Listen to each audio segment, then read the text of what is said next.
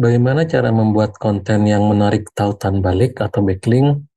Yang pertama adalah kita membuat konten emosional, namun tetap yang selaras dengan tujuan, visi, dan misi perusahaan. Nah, jadi teman-teman nanti ketika akan membuat konten jangan bingung lagi. Cara pertama, buat konten yang memicu atau men-trigger emosional daripada pemirsa atau pengunjung situs web kita. Nah, konten ini nanti dapat berupa artikel yang diupload di konten website kita, kemudian linknya itu di-share di sosial media, misalkan di Twitter, di Facebook, di Instastory, atau di LinkedIn, ya, atau di YouTube, atau di forum-forum, website, dan yang lain-lain. Nah, di sosial-sosial network kita gitu ya, yang berhubungan dengan jaringan-jaringan kita.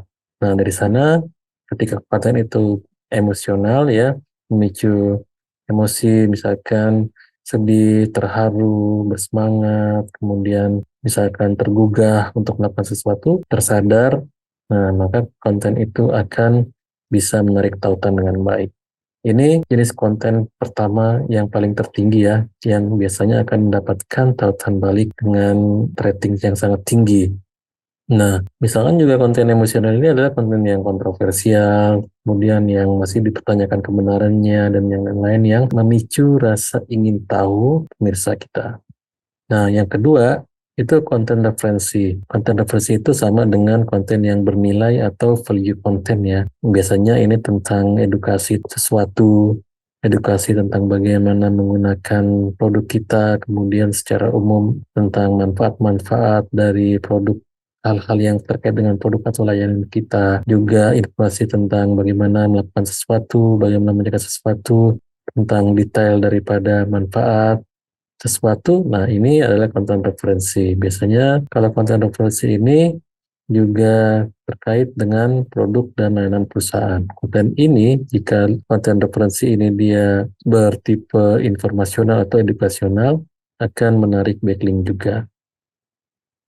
Cuma untuk konten yang tipe punya produk atau komersial dan berjualan kurang menarik backlink ya, kecuali untuk produk-produk tertentu yang sedang viral.